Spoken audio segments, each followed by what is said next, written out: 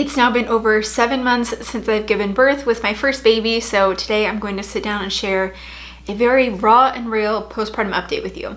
Hey guys, I'm Marissa and welcome back to my channel. I'm a first-time mom to my son Peter, who is now 7.5 months old, and it has just been crazy of how quickly it's all gone by.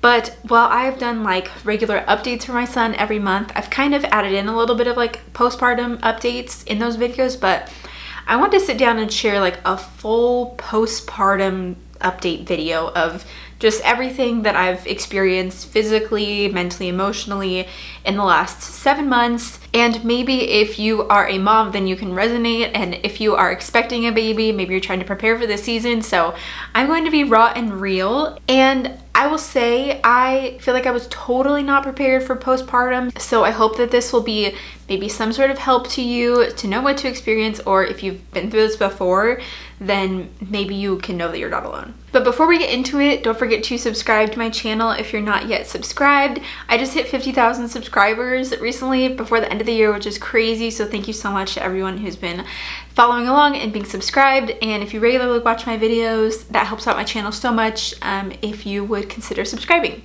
Also, if you notice, I have a band-aid on my wrist, so just to address it before I get comments, I mean, like, what the heck happened to your wrist? I have a strange rash on my wrist, and I don't know what it is, so I put cream on it and then put a band-aid over it. So that's what it is right now. Also, I feel like that is going to be like the title of my memoir. So in this update, I am going to talk about my overall experience with postpartum regarding weight, body, recovery, all of those sorts of things, and then also talk about the mental health side. And then I also want to touch on breastfeeding because that's also like a big part of this. So I'm not sure how long this is going to be, so let's just get into it. All right, so first talking about the physical side of postpartum. So during my pregnancy, let me get out my little app so that I know exactly like what my weight entailed during my pregnancy. So my pre-pregnancy weight was 136.8 pounds. And that's kind of just like standard what I always was. It seemed like I would be like right at that weight for several months before I got pregnant. So 136.8. During my pregnancy, I actually didn't gain a whole bunch of weight. I remember at like my 20-week appointment, I had gained like 0 pounds, but I was starting to have a little bit more of a belly. I'm not sure. But at the end of my pregnancy, also my third trimester ended up being in quarantine. So I also had some more quarantine snacks than I probably should have. But I remember I got to the hospital when I was in labor, and they weighed me right before we like went into the triage room, and I was at like 160. And also I ended up having really low fluid during my pregnancy. Like at the end, we found out I had low fluid. So I'm not sure, but I will also insert a picture of me being very pregnant here so you can see what I looked like. But yeah, so I was at like 160. So the only thing that we got to do before the shutdown in March was we actually got to attend a labor and delivery class in February. And I'm so glad that we did that. But I remember during that class, they showed us like a video of like a live birth and everything. And the instructor of the class had said like, after you give birth, like you're still going to have a belly. You'll probably look like you're still like 6 months pregnant. And that was just something to expect.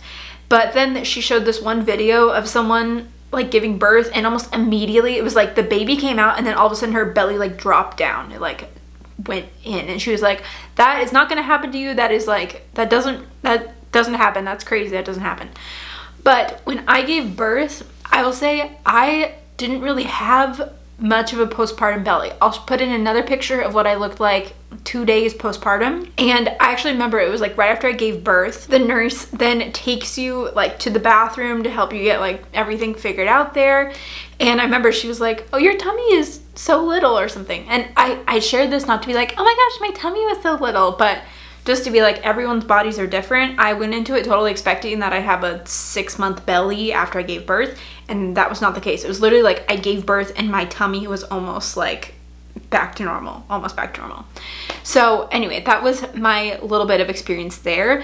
And then I ended up getting back down to my pre-pregnancy weight pretty quickly. About 3 weeks postpartum, I was back to my pre-pregnancy weight at about like 136. And I didn't do anything crazy. Obviously, I was only 3 weeks postpartum. I was trying to eat healthier-ish because I was also breastfeeding and just, I don't know. I don't know how I lost all of that weight so quickly, but it was just after pregnancy I lost that weight. Then I actually ended up dropping weight more. I got down to like 131. I think was like my lowest weight over the summer, maybe once Peter was like a couple months old. And now I'm back to like 136. So I feel like that's just kind of like my standard of what my weight's always been. And I have been breastfeeding this whole time for the last 7 months, and hopefully I'll be able to continue to do that. But that is just a little bit of what my weight's been. And again, I will say everyone's bodies are different, and it's going to be like totally different for everyone. I know that for my mom, her experience was really similar to mine, so I think that a lot of that too can just be like genetic. So that was a little bit of my experience with weight loss. And again, I didn't do anything for that because I was 3 weeks postpartum. I was just basically breastfeeding, and then I think getting rid of like all of the retained water that I had while pregnant. Now, the thing that did not heal for me very quickly was everything downstairs. And so if you're watching this video and you don't want to hear all of the TMI details maybe, then I don't know, skip ahead, don't watch this video. But I will say that my healing from down there has been a little bit more difficult. So I had a vaginal birth, and I ended up having some tearing. I had a 2nd-degree tear, and it was just like in one place, which was, the doctor was like, oh, that's the most ideal. So I remember like as soon as I gave birth, she was like stitching me up and everything was like good to go. So then I remember my doctor saying like after 6 weeks, it'll be good. You'll be good to like have sex again and like all these things. So then I ended up having an 8-week postpartum checkup where she also took a look to see like the repair and everything. And she told me that my stitching looked great and that was like fully healed and that was awesome. But I told her, I was like, it still seems like really painful to like have sex. And she was like, yeah, no, it's gonna feel like that for a bit because you gotta like get back into it. Like you can feel like the first time again. And I was like, okay. She's like, the more you do it, the better it will get. And I was like, okay. So then, you guys, it was just continuously so painful. Like again, TMI. But just so painful. So I had this appointment in like July to be my follow-up appointment. And then I had a regular like pap smear scheduled for October. And so between July to October, I was like, okay, just gotta like do it more and it'll get better. And it didn't. And it was like every time after having sex, I'd then like go to the bathroom and pee, and then it would burn so bad too, and it just hurt so bad. So then at my October appointment, I had my regular pap smear, and the doctor was like, oh, you're stitching, like you're completely healed, so good, looks great. And I was like, this is still really painful. And then I told her that it also like burned when I peed, and she was like, oh, she's like, yeah, you're tearing every time you have sex. And I believe that she said that it can be like you're extra dry like while you're breastfeeding or something like that. But it was just very painful. So she actually prescribed me this special estrogen cream that I then had to put up there for like a month. And so at this point, I'm now May, June, July, August, September, October. I'm 5 months postpartum. And then with the cream, after I was done with that, it was like 6 months. And I was so not prepared for how long all of this would take to like get back to normal. Like I figured it would be like, you know, it would hurt a couple times at the beginning and then you'd be fine again. But it did not for me. It took so long. And honestly, still right now that I'm like 7.5 months, it doesn't feel super back to normal. And maybe it won't until I'm done breastfeeding because of all of that hormonal change and everything that could be leading to that. So I don't know. All that to say, I was so not prepared with thinking how long it would take for this recovery to last. And then I even have friends who like have had C-sections around the same time, and it seemed like they were like recovered from their surgery quicker than I was with everything down there. Which I've always heard like, oh, it's better for your body to recover if you have vaginally than C-section. And honestly, now that it's been 7.5 months, I'm not so sure. And not that that's going to be everyone's experience again, but that is just my experience and something that I was definitely not prepared for. Also, along these lines of physical recovery, I wanted to touch on breastfeeding. So I remember I shared a video early on in our postpartum journey. I will leave a link to it here, but it was like in the midst of all of the hard stuff going on with breastfeeding.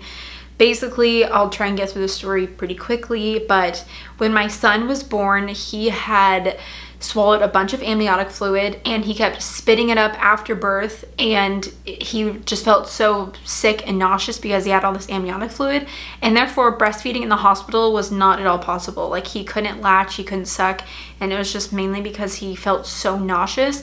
He actually had his stomach pumped twice in the hospital, which was very traumatic as like being new parents, but he ended up being okay. And we saw a lactation consultant multiple times, and then he was able to work on his suck and latch a little bit more, but we were having to syringe feed him in the hospital before we went home, and also at home we syringe fed him for a bit. And then my milk finally came in, like I think 3 days after he was born. So then I started pumping, and we would syringe feed some of that to him, and then we had to supplement with formula during that time. We ended up finally moving to bottles because he was still having a really hard time with breastfeeding, with nursing. So I was able to pump, and then we bottle fed him, and that was enough for another couple weeks. I ended up then getting mastitis when I was like 2 weeks postpartum. I think it was maybe 2 or 3 weeks. And then I got on an antibiotic for the mastitis, and then ended up getting thrush, which is like a yeast infection in your breast. And it was just it was just all chaotic, and that was within the first like 6 weeks of Peter being born. So then I was trying to breastfeed more, but since I had thrush and everything, like we were still doing more pumping, and with the mastitis and thrush I was still doing more pumping, but we were then trying to get back like to the boob, and so we were using like a nipple shield, and that was seeming to be helping with Peter being able to eat. Also, my nipples, again, this is all TMI, but it is what it is. When I was in the hospital, I was told that my nipples were flat, and they said though that pumping could help like get them out. So I'm pleased to say that they now are not flat. But during that time, having a nipple shield was really helpful for that, especially in those early days. And then also it helped take away a lot of the pain, especially having mastitis and then thrush. So we used the nipple shield for a while, but then we were working at getting to be just like skin on skin. And so we were working at trying to like get the nipple shield off. So basically I would start him with the nipple shield on, and then after he was eating for like a minute, I would then take the nipple shield off and put him back on real fast, and then he was able to continue feeding. So all that to be said, the first 2 months of breastfeeding was so hard. And I felt like giving up at like 4 weeks because it was just like so much. It was really difficult. But I'm really grateful that we stuck with it. And once we got past that like 8-week mark, I think it was significantly better. And now we still exclusively breastfeed. It also became a point when Peter was then like, I don't know, 12 weeks old, that he then started rejecting the bottle, and he'd only want to do the boob. So now he actually like won't really take a bottle of milk, and so I exclusively nurse, which honestly during this whole time of pandemic, and I don't really leave him anyway, it's all worked out and it's been fine. So that has been kind of our like journey to breastfeeding, and I'm grateful that we're still able to do that, and my supply has still been great thus far, and we still get to nurse. Now that Peter like sleeps through the night, and he's been sleeping through the night now since like 5 months, I actually do pump at night right before I go to bed so that I feel more relieved and I won't be engorged when I wake up. So I now have a stash of milk in the freezer, which is also funny because like I said, he doesn't really take a bottle, but maybe he will eventually. He's actually been taking a little bit of juice in a bottle, so I'm curious as to if he would take some more milk. But I now have this whole freezer stash of milk, and maybe once I stop breastfeeding, maybe he could, you know, go through some of that and still get the nutritional value benefit of having breast milk. And I also will use some of my pumped breast milk in like his cereal in the morning, so I do use it otherwise. But yeah, all that to say, breastfeeding is like the hardest thing that I've ever done, and I was definitely not prepared for how difficult it would be, especially those early days in the hospital. It was awful, honestly. And I just always pictured like after you give birth and then you just immediately start breastfeeding with your baby, and it's just like this perfect glorious thing, and that was not at all the case. It was so hard, you guys. And in that moment, I felt like this is what it's gonna be like forever. Like, I guess we're just not gonna be able to breastfeed. And there were just so many emotions like after you give birth. But I've shared before, but that time in the hospital postpartum was honestly like one of the hardest times of my life. And I, again, was so unprepared for how difficult that would be with the whole breastfeeding stuff. And then also with just like the baby blues, like the rush of hormones afterward. I was just, it was insane, and it was just such a difficult time. And I feel like once I have a second kid, that's going to be a lot better just because I know more of what to expect. But I just wish that I would have known what to expect during that time. Which brings me to more of the mental health side of things. So I gave birth in May of 2020, and the months leading up to birth were very scary and honestly maybe a little bit traumatic, as we started having our shutdown in March, and I was then getting into my 3rd trimester of pregnancy. And it was like during that time, everything was changing by the day. Like they were saying that, masks were gonna have to be worn during labor and delivery, which when we weren't doing masks all the time, like that was scary. And I had no idea what to expect and what that was going to be like. And then hearing that I could just have one support person, that it was only going to be Jacob and my mom couldn't be there, like that was hard. And then hearing of other people on the other side of the country who were not being allowed any support people at all, like they had to give birth by themselves. It was very scary to think of the what ifs and what this was going to be like.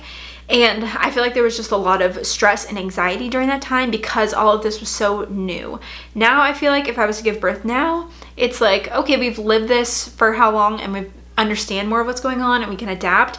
But during that time when it was just like utter chaos and we didn't know what was going on, it was so scary, I'm not going to lie. So it ended up that Jacob got to be with me for the birth, which I'm very grateful for. I was bummed that like other family didn't get to be there, or see him in the hospital, come visit us, but that I'm grateful that Jacob got to be there. And also I ended up not having to give birth with a mask on, which I was actually pleasantly surprised. I did get a test done like right when I showed up to the hospital, and that came back as negative, so I was like good to go and didn't have to wear a mask. But that's just to share like the anxiety that I was feeling like before giving birth already.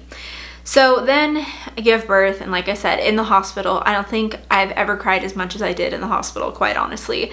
It was just so hard seeing my son having issues with feeding, and then he also had jaundice, and then I felt so defeated because I wasn't able to breastfeed.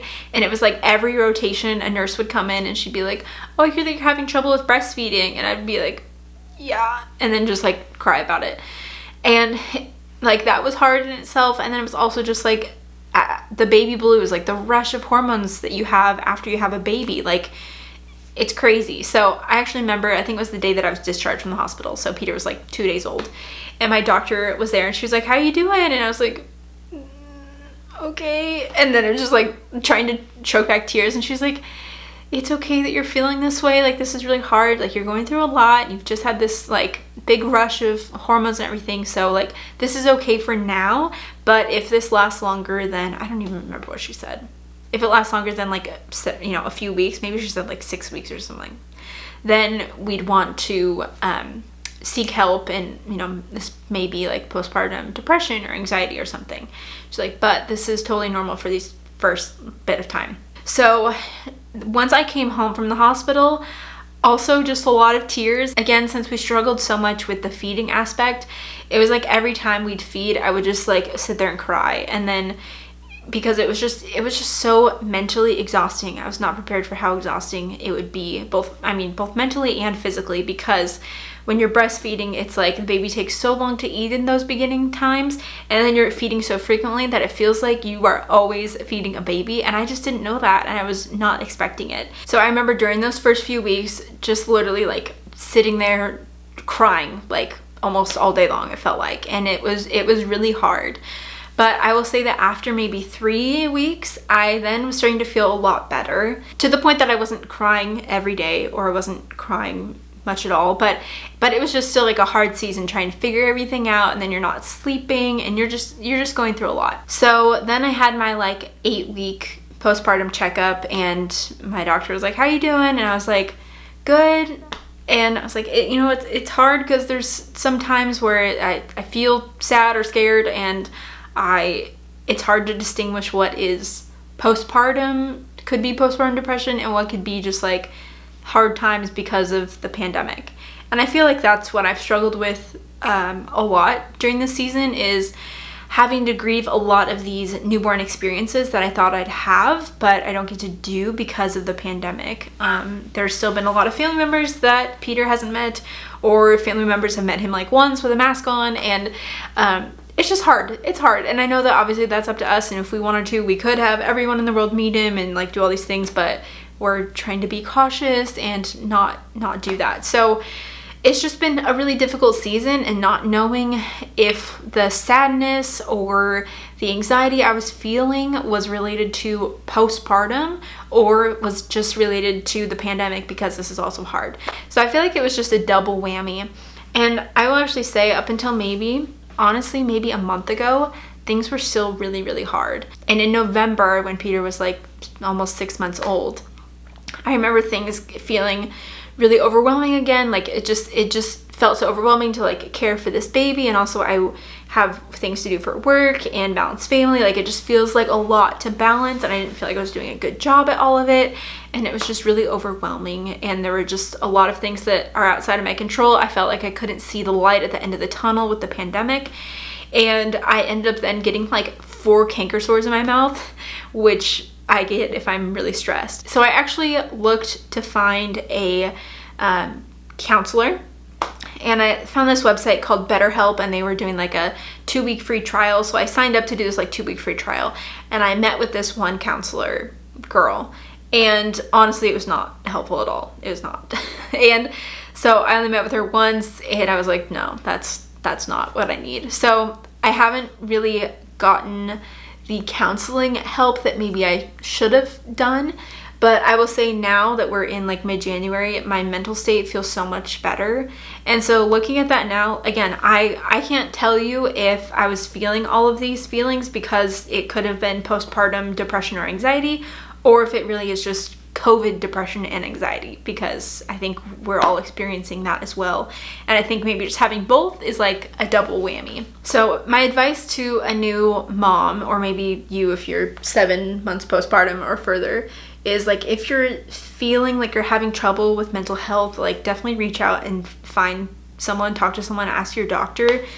Because looking back at it now, like I honestly do think that maybe some of what I was feeling was postpartum depression, and I just didn't know, because we're also in this time of a pandemic, and that's also just depressing. But who knows what that cause could be. But there were definitely a few months in there that were really difficult, and I wish I would have found help sooner, even if that is like a counselor to talk through some of these things with. Now in my life, I feel like I've gotten a really good balance of having a baby and working, and I just love my son Peter so much, and I love this really fun stage that we're in where he starts to show more of his personality, and it's so much fun. And I feel so much happier now. Like I feel so happy now, and now looking back at how I felt maybe like 2 months ago, like that wasn't right, but I didn't know it when I was in the middle of it, if that makes any sense. I guess I didn't know that I was like sad or depressed when I was in that. But now that I feel like so happy now, looking back, I feel like that time could have been a little bit of depression. I feel like us 2020 moms have a really special bond, because there's a lot of things that we went through that a lot of other people haven't. And especially like being an early pandemic mom, like at the beginning of it, is like no one else had experienced that before. Like I couldn't turn to friends because they hadn't experienced the same thing that I had. So again, with that like mental health piece is like I just didn't know. I didn't know. So I would definitely recommend reaching out to a counselor, to your doctor, if you are not feeling your normal self, because this season is really hard. So I would say that my postpartum journey thus far has definitely not been easy. It's been beautiful and wonderful, and I'm just amazed at everything that our bodies go through to make a human being. And then I'm just so grateful that I get to be a mom and I get to be with my son every day. I just love him so stinking much. But I just definitely did not feel prepared for what this season would entail. And as we move into the next few months, like I can't believe that Peter is going to be 1 here soon in May, which is crazy.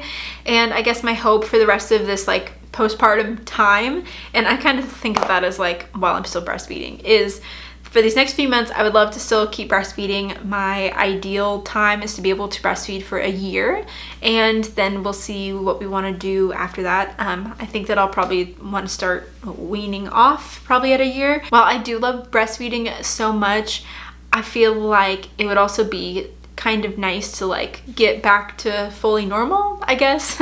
So I want to make it a year, and then we'll see what happens. And as far as mental health goes, I'm really excited that we're going to be in spring soon. Like once we get to like end of February, I live in the Pacific Northwest, so it's very rainy and gloomy, which is also I think why I had such a hard time in the fall, is because like being a new mom, pandemic, and it being rainy and gloomy, it was just really hard for me. But as we're like getting into spring, that makes me so excited, and we can like get outside some more, go on some nice walks, get some sunshine. So really looking forward to that.